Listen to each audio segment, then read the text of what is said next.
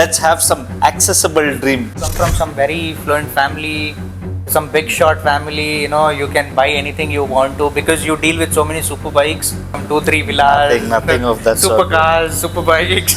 So DV, he's a famous Kannada vlogger. Yeah. He got my Daytona 675R. Which was your first bike in that case then?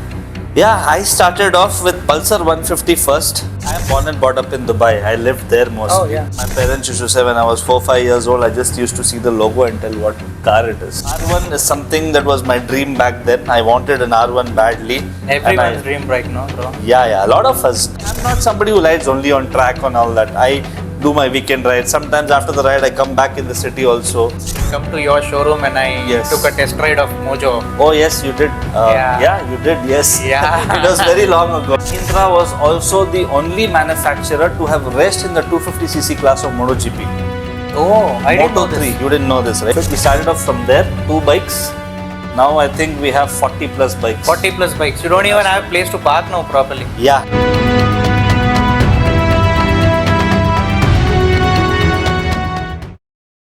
ನಮಸ್ಕಾರ ಸ್ನೇಹಿತರೆ, ಇದು ನಿಮ್ಮ friend DJ. Welcome back to another vlog. ಎಲ್ಲರೂ ಸಕ್ಕದಾಗಿದ್ದೀರಾ ಮತ್ತೆ ಆರಾಮಾಗಿದ್ದೀರಾ ಅನ್ಕೊಂತೀನಿ. ಇವತ್ತಿನ topic ಬಂದ್ಬಿಟ್ಟು ಒಂದು ತುಂಬಾ ಎನ್ಕ್ವೈರೀಸ್ಗಳು, ಯಾವುದೇ ಒಂದು ಯೂಸ್ಡ್ ಸೂಪರ್ ಬೈಕ್ ಮೇಲೆ ಆಗಲಿ ಏನೆಲ್ಲ ಕ್ವೆಶನ್ಸ್ ಬರುತ್ತೆ, ಏನೆಲ್ಲ ಎನ್ಕ್ವೈರೀಸ್ ಬರುತ್ತೆ, ಅದನ್ನ ಒಂದು ವ್ಲಾಗಲ್ಲಿ ಕೊಲೆಕ್ಟ್ ಮಾಡಿ ನಿಮಗೆ ಈ ವಿಡಿಯೋ ತೋರಿಸೋಣ ಅಂತ ಮಾತ್ರ ಒಂದು ಉದ್ದೇಶ. ನಾವಿವತ್ತಿರೋದು NAFS ಮೋಟರ್ಸ್ ಅಲ್ಲಿ ಆ್ಯಂಡ್ NAFS ಅವರ face, the owner Farhan Khan ಅವರು ನಮ್ಮ ಜೊತೆ ಇದ್ದಾರೆ. ಸೊ ಅವ್ರ ಜೊತೆ ಡಿಸ್ಕಸ್ ಮಾಡೋಣ, ಅವ್ರ ಜರ್ನಿ ಏನಿದೆ ಅಂತ ನೋಡೋಣ. ಅದಾದ್ಮೇಲೆ ನಿಮ್ಮ ಎಲ್ಲ ಕ್ವೆಶನ್ಸ್ಗೂ ಆನ್ಸರು ಸಿಗುತ್ತೆ. ಬನ್ನಿ ಮಾತಾಡೋಣ. Hi bro. Hi bro, what's up? What's up bro?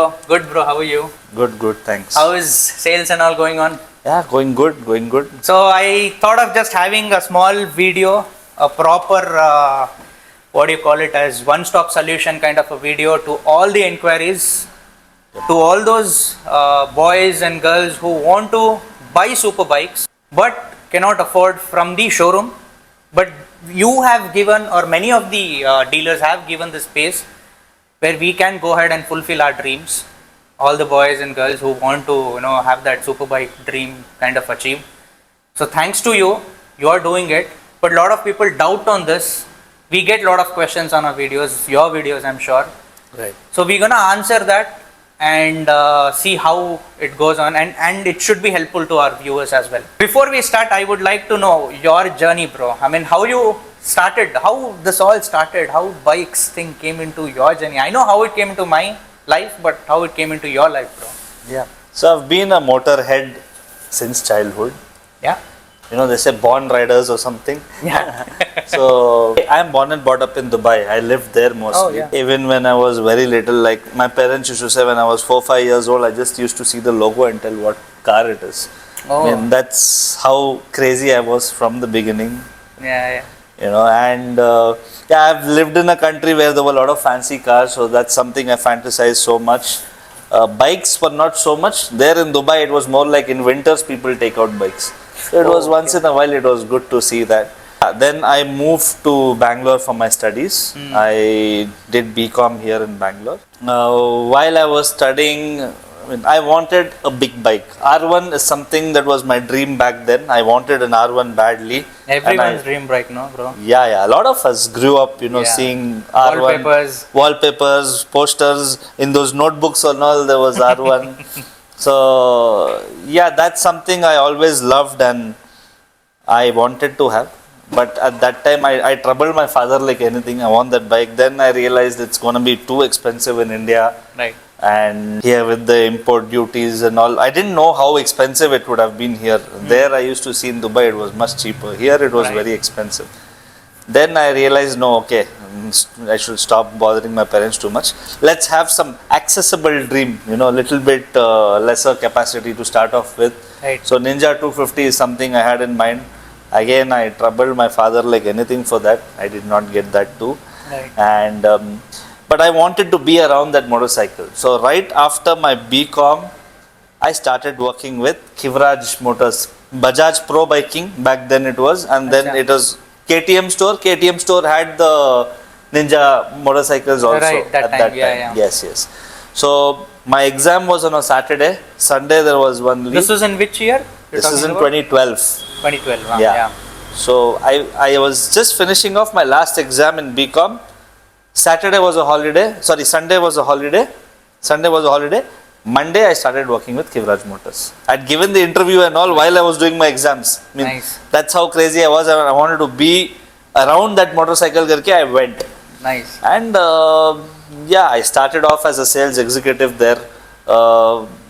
And that's the place where I learned so much about motorcycles, learned so much from my seniors, learned how to deal with customers, how to deal with the colleagues. There are, a lot more elder people than me who are working with me.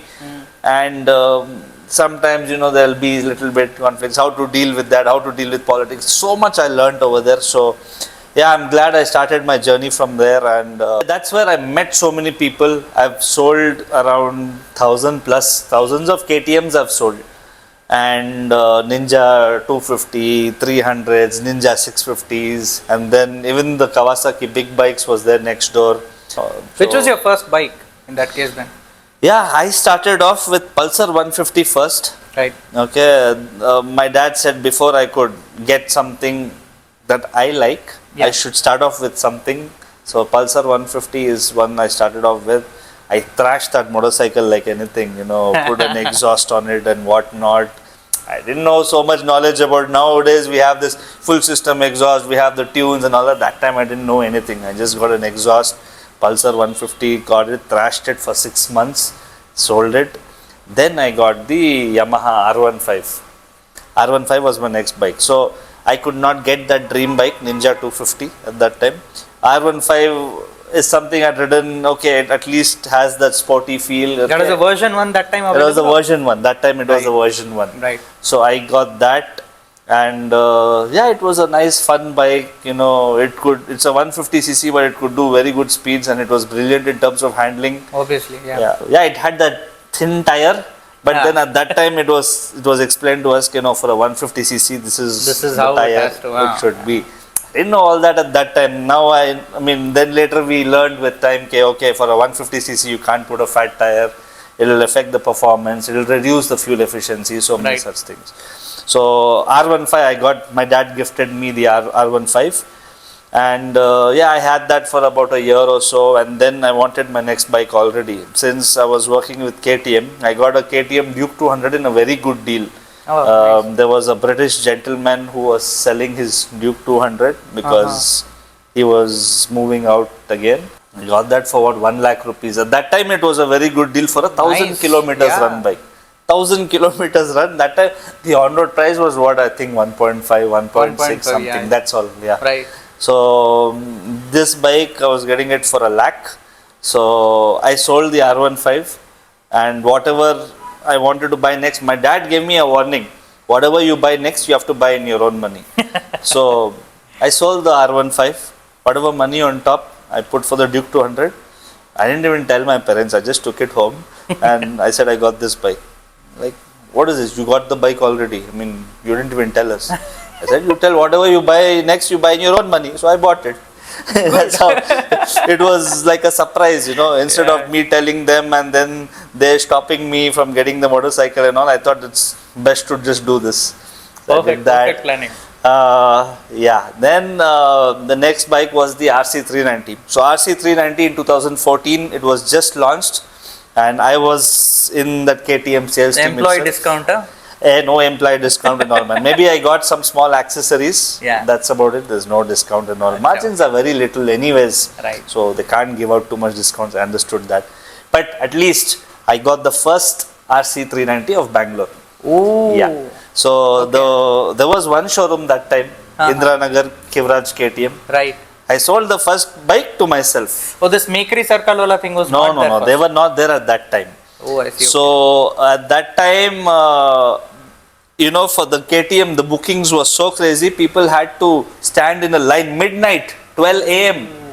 People before that, they're standing in a queue. Yeah, I remember KTM. There were token systems given to people for booking the motorcycle. KTMs had this craze at that point of time. Yes. We had to give like tokens to people, and they would be standing in queue, and it will be on the priority basis. You will get the motorcycle. First come, first serve. Wow. I was already sitting inside the showroom. First token is to me, the rest to everybody else. So yeah, luckily I got to experience the RC390. That was my first motorcycle, first RC390 of Bangalore. I enjoyed that a lot. I did some track days on it. Right. This was all back in 2012 to 14, I'm saying. It is a track weapon actually. It's a proper track weapon. Even now, it's Even a brilliant now, motorcycle. I mean, so many bikes are coming, but the KTM still have that legacy. It's a very wrong thing. People, call it. It's a very aggressive motorcycle. It's chapri and all. The bike was very good. Even at that time, it was so affordable and so accessible. So everybody could afford it. Unfortunately, because of this, it became like this. But the bike, even then, was brilliant. For me, for KTM is like, it's not about the bike, bro. Yeah. Bike is absolutely good. Yeah. People who ride it, they are supposed to be called as chapris. Yes, The tagline is not for the motorcycle actually. So I think that's why now the prices are high. They want to keep it a bit of a premium. Yeah. But yeah, KTM is so good. I mean, even in MotoGP, they have evolved so much and they're doing so well in MotoGP. And they're coming up with motorcycles and stuff. Right. A lot of big bikes have also come to India now, which is a very good sign. Right. So, yep, moving on from the RC390, now I wanted a 650cc, 600cc motorcycle. Now, there are a lot of other bikes which I could not afford at that time. Again, what is the most affordable bike I could get at that time? 2 lakh budget. I was getting a higher. Middle class, bro? I'm middle class, bro. Lot of people have this thing about you, bro. I don't know.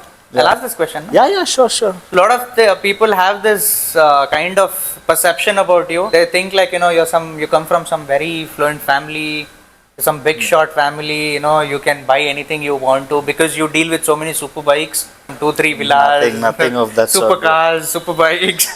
Nothing. How is it, Farhan? I am a very simple middle class family. God's grace, alhamdulillah. My dad has been very supportive that way, yes. Right. He was there in Dubai. He's also worked very hard.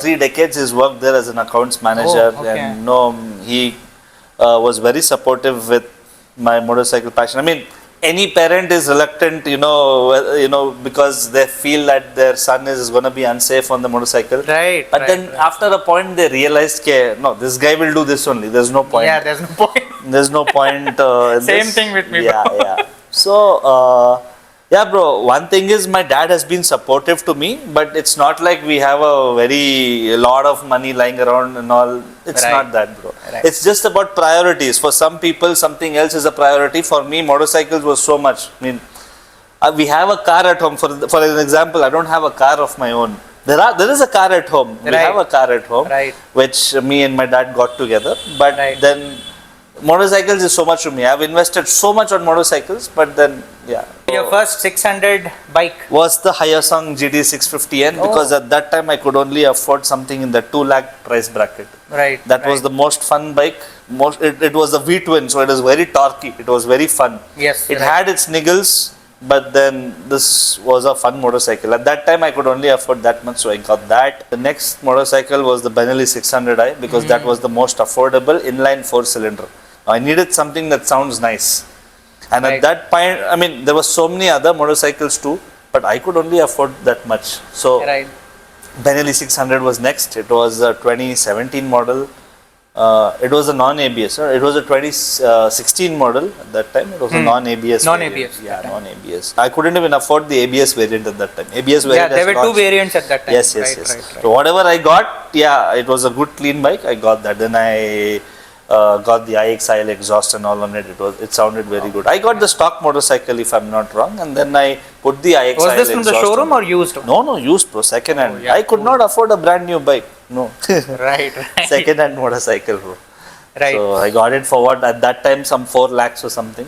Oh, nice. That's what it was. Then from there, a proper superbike journey started. From the mid segment. Yeah.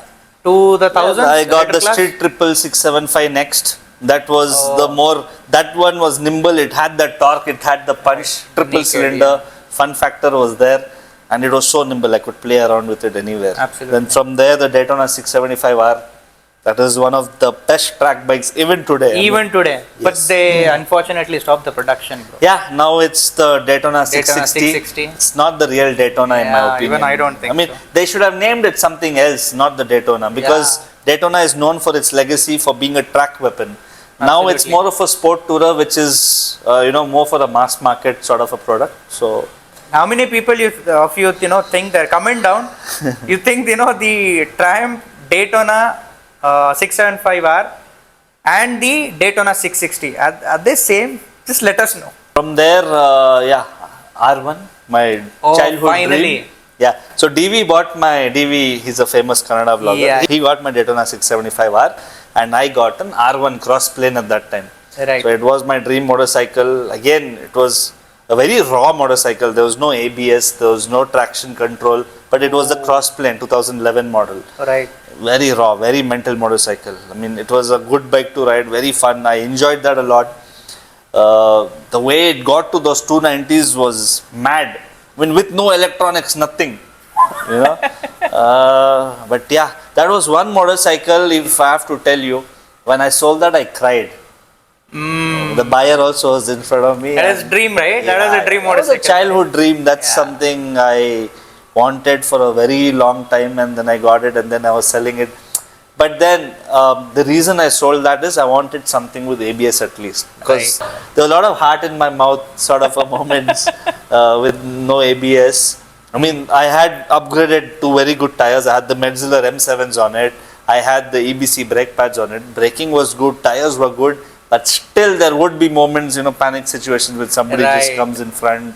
So yeah, I realized I had to get a bike with ABS, and that is the same time, by the way, when DV met with an accident on his GSXR 1000. Yes, so he also used to talk about. You were from the same gang. You used to ride with them? Ride together. I mean, I'm not from the same gang, but DV was my friend. We used to ride together. So since he got the Daytona from me first, we started riding together. Correct. And then when he got the GSXR, I was not part of that ride. But when I heard he crashed, he used to also talk about how ABS is not so important and stuff. That time, he also thought that way. But eventually, with time, with experiences, when people learn. He had never had an accident before. He used to tell me this. He's never had any accident. So that's why he did not. When that happened, it humbles anybody down. Absolutely. Yeah. So see, it humbled him also down, and then I think after that he stopped doing those very crazy high speeds. Once in a while he does it, but not pushing all the way every time. Right. He's riding a bit more. He's calmed down now. Yeah, he's calmed down. In a very good way, not in a bad way. In a very good way. In a very good way. Matured, very matured rider now. Yep. That day I decided I need something with ABS. When he crashed. So then I got the Gen 1 S1000RR. I got a very nice bike, 6,000 kilometers run, 2011 S1000RR. Got that, got a full system exhaust on it. Twice I got an Accra Shorty, then I got again a full system long can, then used it for a while. Everything, the major service I did it, valve clearance and all, I got it done by my friend Rakshit. He did a very good job on the bike that time. After that I sold the bike. Next was the RSV4. I had the RSV4 for some time, 1000cc. The older RSV4. Older 2019 RSV4 RR. And then I got the RSV4 1100 factory. Was this the same time where you and TV had an option of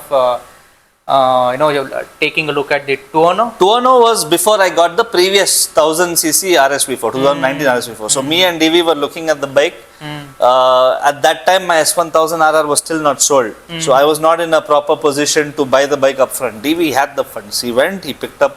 I mean, we had that discussion. And then he wanted it, so he went ahead and bought it. Although he told me whenever he wants to sell the bike, he'll let me know. But then I could not wait for that long. Few days later, my S1000RR got sold, and then I picked up the 2019 RSV4 1000 RR. Had good fun on that bike too. I enjoyed the V4 character so much. I mean, after the cross plane, I moved to an S1000RR. Which is a very good motorcycle and but it's a lot more civilized. Right. R1 was mental, how it delivered its torque. RSV4 had that similar character. It scares you on your face. Yes. So that's what I liked. And then again, next I wanted an RSV4 itself. I was contemplating between the Panigale V4 and the RSV4. But Panigale V4 is a lovely motorcycle. It's still one of the best track machines right now out there. But the heat was too management, much. No, I am not somebody who rides only on track and all that. I do my weekend ride. Sometimes after the ride, I come back in the city also. So there I could not bear that heat. I have had a chance to ride that bike. I could not bear the heat. And then I got the brand new RSV 1100 factory from the showroom. This was my first super bike which I bought from the showroom. So how did NAFS Motors actually start, bro? Which year? Yeah, we started in 2017. So before NAFS Motors started, yeah, I worked with KTM, as I said, KTM. Then I worked with BMW for some time, for a very short span. Okay, and then I was working for a different dealer, which was an authorized dealer for Mahindra Mojo. Okay. So I started working there as a relationship manager for the Mojo. So they were selling other two-wheelers too, the Mahindra Gusto, Century, the small vehicles. Alongside that, they were selling the Mojos. So I was responsible for selling the Mojo. And then when after that, my dad was in Dubai. He was planning to come down here. He also said, let's do something of our own, we'll start something. We had a lot of things in mind, bro. Maybe we thought we'll open a restaurant also. We thought we'll open a car detailing shop. We even thought of, an accessory store, full-fledged accessory store. A lot of ideas were there in mind. And when I told the Mahindra two-wheeler folks that I'm about to quit my job, they themselves said that, why don't you anyways going to invest on something, why don't you look at the exclusive Mojo dealership concept. So exclusive Mojo won't have the smaller two-wheelers. The Gusto, Centuro would not be only there. The Mojo lineups. Only the Mojo. There was one Mojo at that time. Later more variants of Mojo came, but when that time it was just one Mojo, which is having the dual exhaust, upside down forks and all that. So I already had the customer base. We were the first ever exclusive Mojo dealership in India. Oh, I was about to ask you that. After our setup came, everybody, some other dealers across the country got that exclusive Mojo. Okay. So yeah, in 2017 we started this. At that point only, I think we both met. I had come to your showroom and I took a test ride of Mojo. Oh yes, you did. Yeah, you did. Yes. Yeah. It was very long ago. Very long ago. Yes. Mojo is a brilliant motorcycle. I mean, it's a very good touring motorcycle. It's still so robust. Yeah. The engine is so smooth. It sounds so beautiful. Looks is something subjective. Some people loved it. Some people did not like the front headlamp design. But eventually that became the identity of the Mojo. And that's what Mojo stood for. Very underrated motorcycle. Mahindra did not market it enough. Yeah. They didn't give it the attention that it deserved, basically. Mahindras didn't do that. Yeah. They did not, unfortunately. No advertisements. I mean, the guys who were working in the two-wheeler division, a lot of them were so passionate. The territory manager, the state heads, everybody were very passionate. But then, because of lack of marketing and maybe, I don't know, some wrong decisions in Mahindra, whatever they did, Mojo, I mean, I don't know if a lot of people know this, but Mahindra was also the only manufacturer to have raced in the 250cc class of MotoGP. Oh, I didn't know this. Moto3, you didn't know this, right? So Moto3 is the 250cc class of MotoGP. Okay. Anybody who comes to the MotoGP, they have to start off with the Moto3. Young riders, 16, 17, 15-year-old, 16-year-old, all these guys are racing there in Moto3. In 250cc class, Mahindra's bike was there. So after Moto3 comes Moto2 and then the MotoGP. You have to, all the riders have to upgrade themselves and then come to GP. They don't directly go to the 1000cc category. Right. So Mahindra was the only Indian manufacturer to have raced there. Bajaj, I mean, so many big names. They have not, invested so much on motorsports. They have Mahindra did that. Mahindra did that. So unfortunately, a lot of people did not even know about this. Yeah, even I didn't know. We are a market with so many, the highest level of two-wheelers, highest number of two-wheelers in our market, and people don't even know that our bike was, Indian brand was racing there in 250cc class. So by 2022 itself, we had this in mind. It was hinted to us that the Mojo's production is going to stop. They were fighting till the end. We all fought till the end to keep the Mojo alive. When we got that hint, we thought, okay, we should look at some other options. We got some suggestions. So slowly, one of my couple of friends started parking 1 or 2 superbikes in my showroom. Let's see how this sells. Oh, so the park and sale thing started in 2023. 22. 22. Okay. 22 it started. So one or two bikes we started off with. One multi-strada was there, another some bike was there. There I started. We started selling bikes. Then I told my dad, okay, we'll have to start, doing investing on big bikes. Right. So we started again. My dad and me, we invested first time on a Ninja 650 and a Daytona 675R. Two bikes we started off investment. Okay, so I sold both the bikes within a week. That's when the confidence boosted for me. I mean, I was already confident. I knew the market, because I had studied the market and I knew what the demand was. And you had a little bit of context. My dad was always skeptical. Anytime anybody is putting in money for the first time, that risk factor will be there, that thing will be there, will it sell? From there it started, and then my dad was confident, okay. The first time that we invested, he was like, will these bikes sell? I mean, such high value bikes will sell. It will sell, you do it and see. Then, which was that bike, bro? Ninja 650 and Daytona 675R. This way your invested motorcycle? First ever. Oh. Yes. Until that, it was just, a couple of friends parking one or two bikes that parked and I sold them. That's about it. Mojo's also used bikes I've been doing for some time. Yeah. That even now I can. Yeah. That is still happening. And that time, the big bikes, it was, I think back in 2022, end of 22 or so, we started with these bikes. After that, whatever I tell, Dad did not question me. Like, I want this bike. He also put in money, I put in my money. And from then we grew. We started off from there, two bikes. Now I think we have 40 plus bikes. 40 plus bikes. You don't even have a place to park now properly. Yeah. You use the service station as well to park the motorcycle. Most of the bikes are here. Some bikes are parked outside. And when we are closing the shop, of course, everything is put inside the service station. Yes. Absolutely. What do you say? Yeah. What do you call your journey? If you want to put it in one word.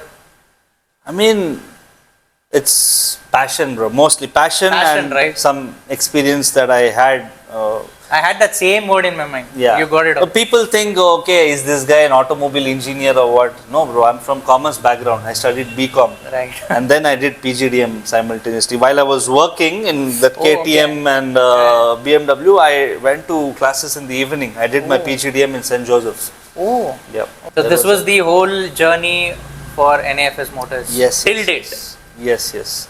Cool. So it's for us, it was not more about business. If it was just a business mindset that we had, we would have looked at something else, to be very honest, because you see the kind of inventory that we hold now. Right. A lot of bikes are invested. Some of them are park and sell. Right. Sometimes customers also come park the bikes and they'll help us sell. That's the trust we have built over a period of time. So people come and drop the vehicles. Most of the bikes, in fact, are invested. It is more of passion than business. I mean, for me, I am a motorcyclist by heart.